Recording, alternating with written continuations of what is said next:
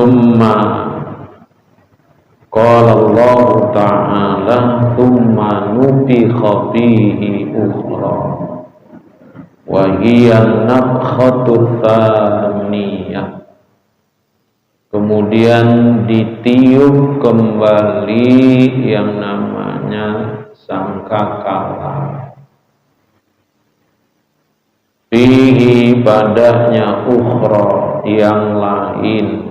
Maksudnya wahiyan nafkhatu tsaniyah, yaitu tiupan yang kedua. Yang kemarin kita masih melanjutkan wajib kita imani ada yang namanya tiupan sangkakala. Setelah ditiup yang pertama, di mana seluruh manusia makhluk Allah mati, nggak ada yang hidup. Kemudian orang yang sudah mati berada di kuburan, mereka dalam keadaan pingsan. Kecuali kata Allah, illa man Allah, kecuali orang yang Allah kehendaki. Jadi ada beberapa hamba Allah dari kalangan malaikat, termasuk pula penjaga surga, penjaga neraka, ada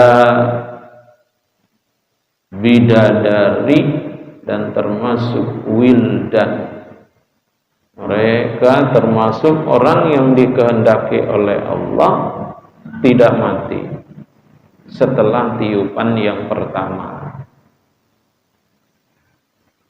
Kemudian ditiup lagi yang kedua.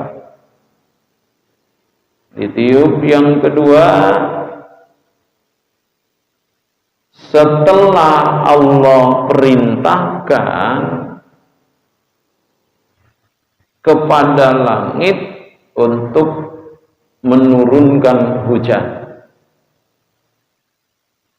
Allah perintahkan itu langit untuk menurunkan hujan, maka turunlah itu hujan.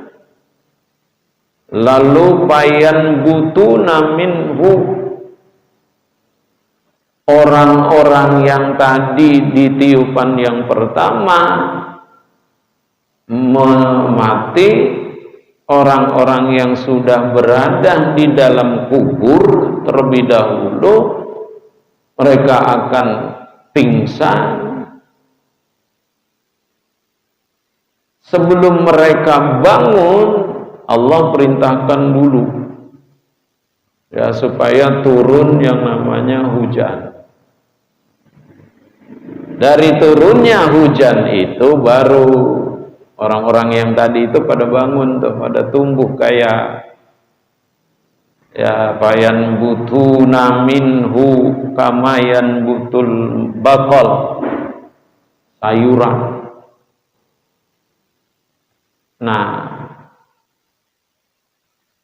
itu tiupan yang kedua, keadaan siapapun nanti, termasuk yang udah mati terlebih dahulu puluhan tahun, baru mereka bangkit, bangun kayak apa itu biji-bijian, lalu bijian-bijian tadi disiram, akan melentik ke apa itu, pada bangun. Nah,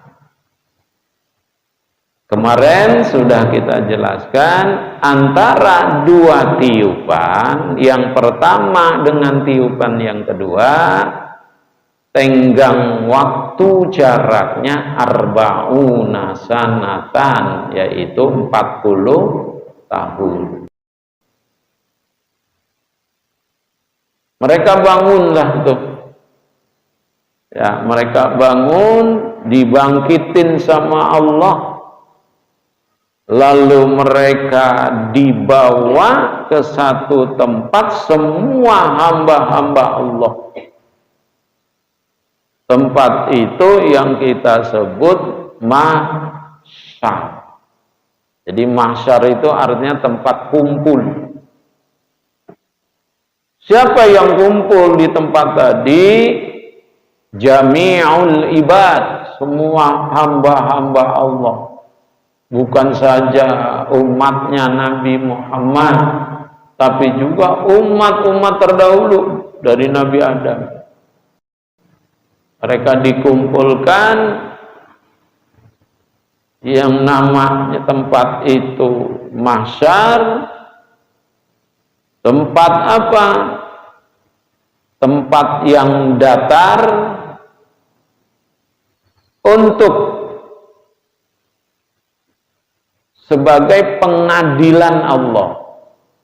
Itu mahsyar, tempatnya datar, jadi enggak bergelombang tapi datar. Di mana di situ semua makhluk hamba Allah kumpul. Nah, untuk apa? Menghadap yang namanya panggilan, ya, pengadilan Allah. Kita semua nih akan diadili dengan hakimnya, yaitu Allah. Dalam surat At-Tin, alaihissallahu bi'ahkamil hakimin. Bukankah Allah itu hakim yang paling adil? Jadi Allah itu adalah hakim yang paling adil. Enggak ada hakim di dunia ini yang seadil seperti Allah. Di sidang kita nanti, semua apa yang sudah kita lakukan selama kita hidup di dunia,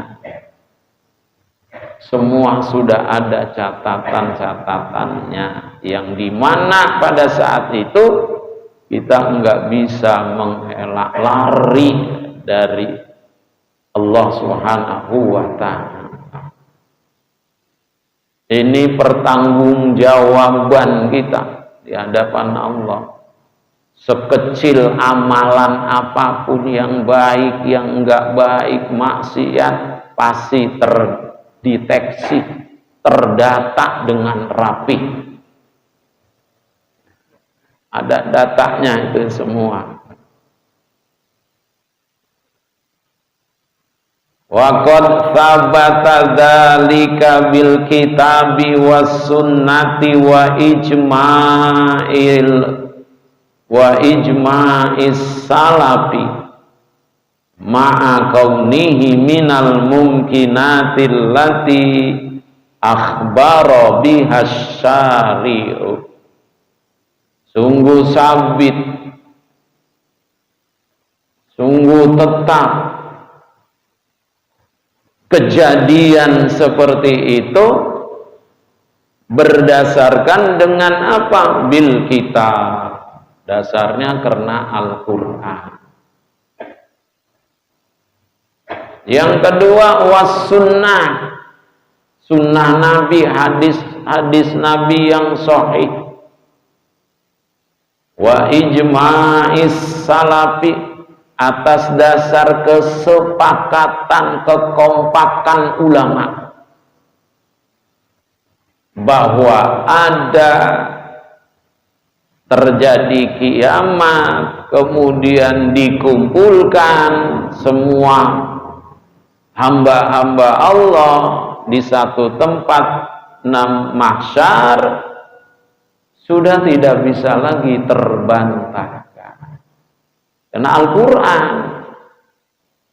taraktu fikum amrayni ma tamassaktum bihima lan tadillu abada. Aku tinggalkan dua hal pada kalian. Ma tamassaktum, selama kamu berpegang teguh dengan keduanya, maksudnya Quran dan hadis, lan tadillu abada, kamu nggak bakal sesat hidup di dunia selama berpegang kepada Al-Quran dan hadis-hadis sahih. Begitu juga diperkuat dengan ijma, sepakatnya para ulama-ulama. Yang sudah dikabarkan oleh syari. Syari itu yang membuat syariat Allah dan Nabi. Sudah dikabarkan kepada kita. Sudah dikasih tahu nanti ada hari yang dimana orang-orang itu berlarian, gunung-gunung itu diangkat lalu menimpahi orang-orang. Itu sudah dikabarkan oleh siapa? Oleh Allah melalui Al-Quran, melalui hadis-hadis sahih dari Nabi kita Muhammad sallallahu alaihi wasallam.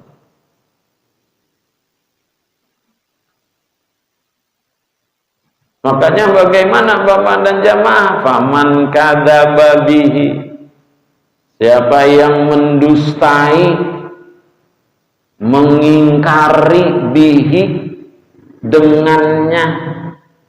Quran sudah jelasin dengan gamblang, hadis-hadis sahih juga diingkari oleh mereka. Mereka tidak mempercayai bahkan akan terjadi hari yang seperti itu. Kemudian ada yang namanya mahsyar, au syakka, atau dia enggak ingkar tapi ragu. Bener gak ya nanti ya akan terjadi? Orang udah mati dibangunin lagi, ragu dia. Fahuwa kafiru, maka dia itu menjadi orang apa? Kafir. Harus bagaimana kalau orang sudah ingkar dan ragu-ragu? Mereka disuruh kembali lagi, taubat lagi, yang disebut dengan istitabah. Ajak lagi mereka, ayo sadari mereka, sadari mereka untuk kembali kepada mengimani akan adanya hari kiamat, ada yang namanya mahsyar. Diajak lagi mereka itu, ud'uhum, ajak mereka kembali bisyahadati alla ilaha illallah Muhammadur wa anna Muhammadar Rasulullah. Disuruh syahadat lagi dia. Disuruh syahadat. Makanya siapapun orang-orang yang non muslim, begitu dia menjadi muslim, wajib mengucapkan 2 kalimat syahadat. Harus. Gak boleh tidak. Nah, kecuali kalau udah dia bersyahadat, disuruh cukur rambut-rambutnya yang dulu kafir. Rambut kepalanya disuruh cukur, sunnah. Supaya apa? Rambut-rambut yang dulu masih kafir bersih semuanya. Disuruh mandi, kemudian kumisnya, semua yang ada, bulu-bulu yang ada, suruh cukur. Tuh perintahnya begitu. Ya, wahtatin, disuruh hitam. Mereka disuruh balik lagi karena mengingkari, kemudian mereka meragukan terjadinya hari kiamat itu ada. Kemudian ada yang namanya mahsyar, mereka ingkar, enggak percaya. Ajak mereka masuk lagi ke Islam, yang disebut dengan istilah istitabah. istitabah. Ajak lagi. Kalau sudah tidak lagi diajak, enggak mau, berarti dia dalam keadaan tetap kufur, murtad. Ya, tidak boleh kalau dia mati disolatin. Disolatin, nggak boleh. Haram hukumnya, karena dia meninggalnya dalam keadaan tidak muslim, tidak beriman. Qala ta'ala, Allah berfirman, wa annas sa'ata atiyatun, sesungguhnya kiamat itu pasti datang, pasti terjadi. La raiba fiha, tidak ada keraguan di dalam kiamat itu, pasti datang. Hanya tidak ada yang tahu kapan datangnya. Jangankan kiamat, mati aja nggak ada yang tahu itu, nggak ada yang tahu. Itu rahasia Allah, rahasia Allah. Tapi di lain hadis Nabi pernah bersabda, wala taqumus sa'atu illa fi yaumil jumu'ah. Tidak terjadi kiamat itu kecuali pada hari Jumat. Nah, pertanyaannya, Jumat kapan? Itu yang enggak diketahui, rahasia Allah. Nah, kalau Jumat besok kita enggak pulang-pulang ke masjid, dari masjid. Dirahasiakan sama Allah. Nabi hanya bilang, wala taqumus sa'atu illa fi yaumil jumu'ah. Tidak terjadi kiamat kecuali pada hari Jumat. Hari Jumatnya kapan? Tidak diketahui. Itu rahasia Allah. Di hari Jumatnya kapan? Dikasih tahu waktunya. Kiamat terjadi pada hari Jumat habis subuh. Subuh. Sampai kapan? Masuk waktu duha. Hari Jumat, Jumatnya tidak ditentukan kapan. Waktunya hari Jumat setelah subuh sampai masuk waktu duha. Jadi sangat singkat. Tadi subuh, apalagi sekarang subuh jam 4.40.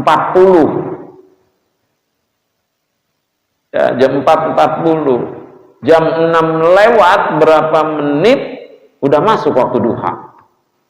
Jadi singkat. Subuh, habis subuh sampai waktu duha. Singkat banget. Ya, kejadian. Jadi tentang kiamat itu atiyatun, pasti datang. La raiba fiha, tidak ada keraguan di dalamnya. Wa annallaha yab'atsu man fil kubur. Allah nanti akan membangkitkan, membangunkan orang-orang yang berada di kubur. Yang tadi begitu ditiup, mereka pada mati, ditiup lagi yang kedua, mereka bangkit, bangun. Ini dalil Al-Qur'annya. Makanya pantas tadi ancamannya, orang yang ragu, orang yang mengingkari, maka dia dihukumkan orang kafir. Dasar yang kedua ayat Al-Qur'annya, qala may yuhyil idhama wa hiya ramim qul yuhyiha alladhi ansha'aha awwala marrah. Surat Yasin ayat 78. Kalau tadi di atas surat Al-Hajj ayat 7. Qala, ia berkata, man yuhyil idham, siapa yang akan menghidupkan kembali yang namanya tulang-tulang. Kan hancur tuh, kita nanti enggak tersisa Ditanya, ada yang nanya, siapa sih yang mau ngidupin lagi tulang belulang udah pada hancur semua? Ada orang yang matinya di mana anggota badannya enggak nyatu, misah. Lalu bagaimana itu bisa dihidupin lagi? Wahia romim, si tulang-tulang tadi itu telah hancur luluh, udah berantakan. Siapa yang mau ngidupin lagi? Muhammad bilang tuh kepada orang yang nanya kayak begitu, yuhyi halladzi ansha'aha awwala marrah, yang menghidupkannya kembali, yang ansha'aha, yaitu yang menciptakan dulu pertama kali. Jadi nggak usah bingung ya, nggak usah ditanyakan kayak begini. Yang menghidupkan kembali tulang belulangnya sudah hancur luluh, yang dulu Allah ciptakan.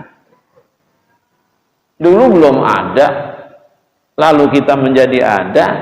Siapa itu? Itu yang, yaitu tidak lain adalah Allah.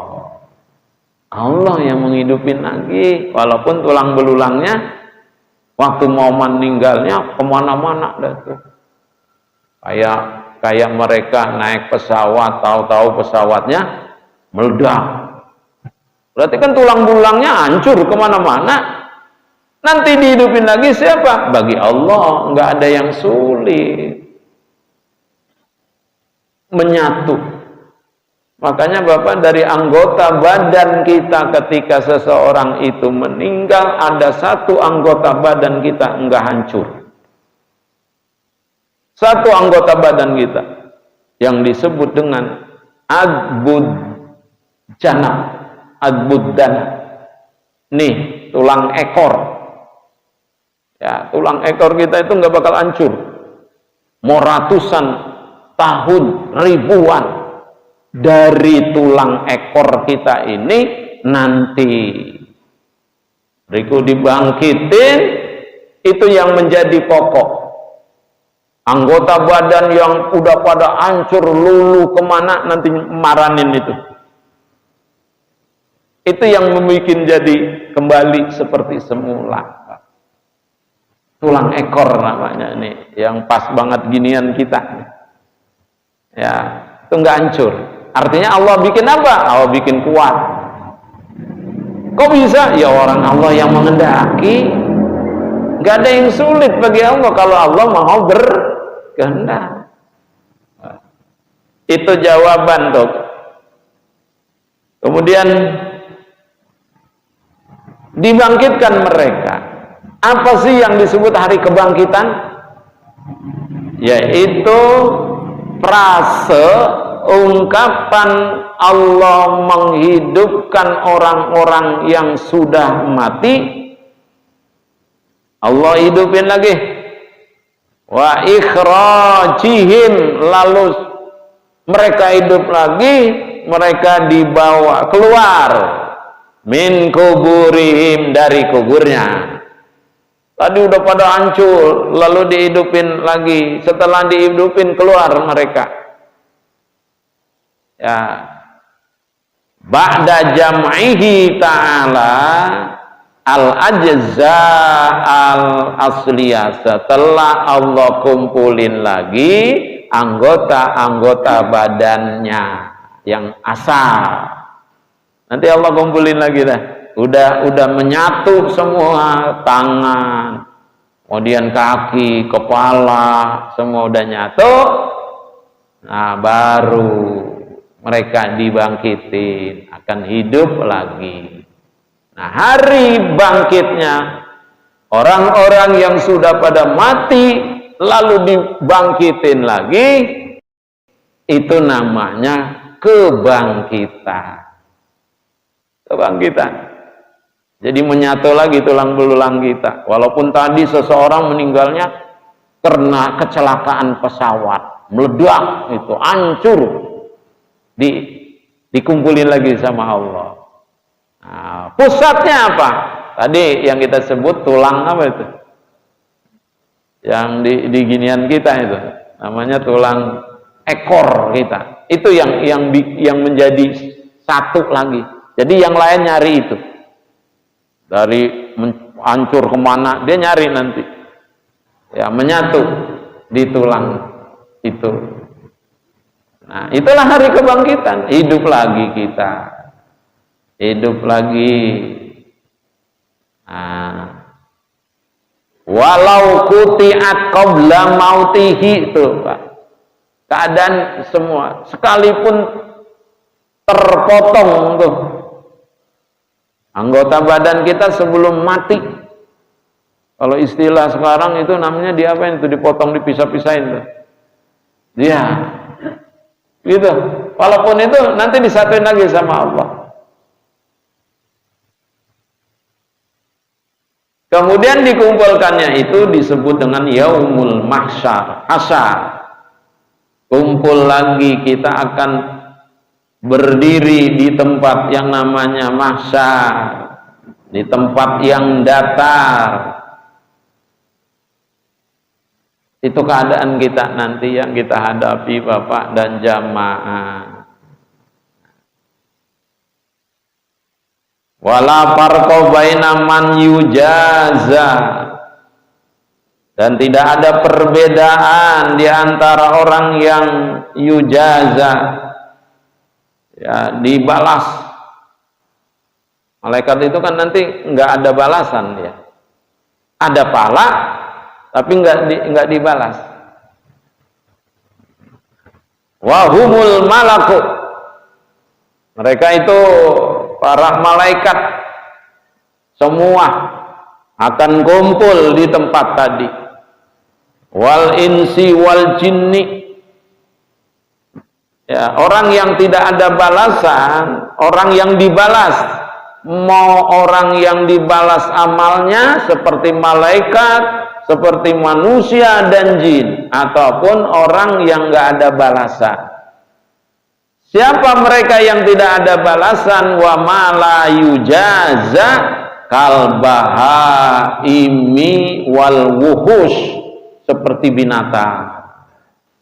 Wal wuhush, yaitu binatang-binatang buas. Mereka nggak ada balasan itu. Walaupun dia mungkin pernah menolong sesama temannya, kebaikan yang dilakukan nggak ada balasan. Semua akan kumpul. Mereka akan dikumpulkan di mana? Di mahsyar tadi. Wa'lam annal ba'tha wal hasra lil abdanil lati kanat fid dunya bi'ainiha la limithliha. Ketahuilah bahwasanya kebangkitan dan dikumpulkannya hamba-hamba lil abdan, itu dibangkitkannya, dikumpulkannya bagi badan-badan allati kanat fid dunya, yang dulu di dunia. Jadi artinya ketika kita dibangkitkan seperti kita hidup dulu di dunia, badan kita utuh. Ada kedua matanya, kanan kiri, ada rambutnya, ada telinganya, utuh, dikumpulinnya begitu.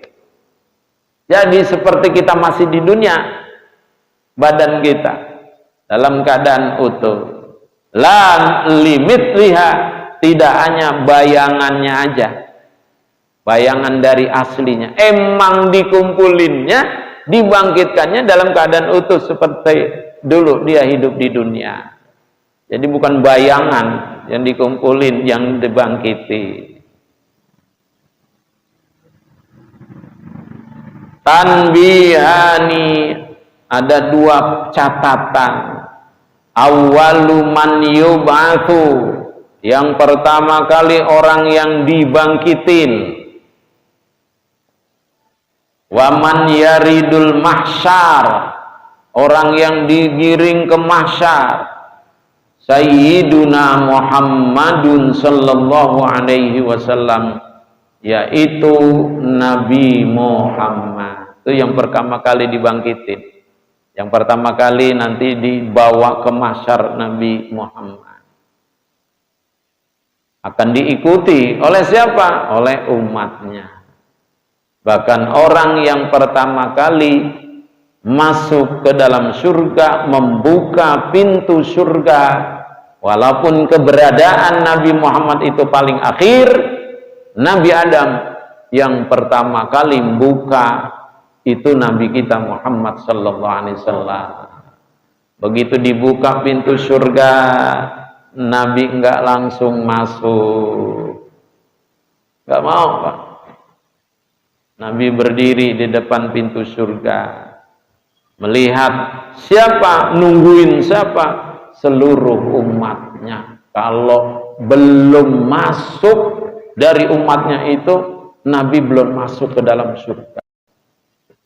Dalam surga, nungguin satu-satu tuh, ya, sampai matanya apa itu Nabi. Lihat mana umat aku ini, kayaknya yang satu udah masuk, yang dua udah masuk, ada nih perasaan nih masih belum masuk, tinggal. Nabi amat sayang dengan umatnya. Mudah-mudahan kita termasuk di dalamnya yang disayang. Iya, Nabi kan punya ciri, Pak, kenal sama umatnya, walaupun beradanya paling akhir. Kenal Nabi. Nabi itu kenal umatnya. Apalagi umatnya enggak segan-segan selalu membaca apa itu? Sholawat. Oh, paling kenal. Karena sholawat yang kita baca, berapapun, itu ada malaikat yang diciptakan oleh Allah khusus untuk membawa sholawat kita. Kemana? Ke kuburan, ke makam Nabi. Itu dibawa, Pak, sholawat kita. Disetor, nih Muhammad, ada umatmu, ya Allah, rajin baca apa itu? Sholawat. Tuh, dilihat siapa? Tuh, Nabi kenal dari situ.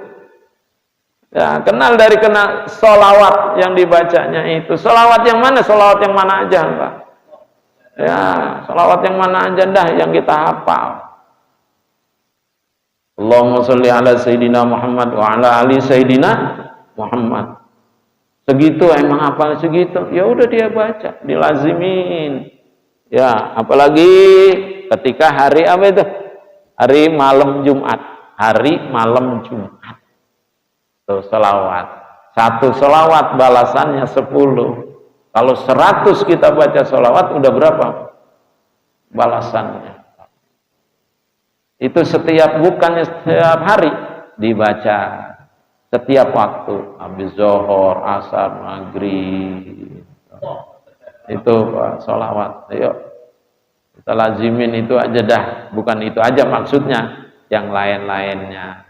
Pagi baca Subhanallah wa bihamdi. Ntar sore baca Subhanallah wa bihamdi. Tambah sholawat. Ya Allah. Nah, itu amalan yang bisa mengenal, Nabi mengenali kita, kena itu. Itu setiap setiap kita baca salat dibawa sama malaikat. Allah ciptakan malaikat khusus untuk apa? Menyetor bacaan sholawat dari umatnya kepada Nabi. Itu. Jadi mau ngapain lagi kita? Ayo.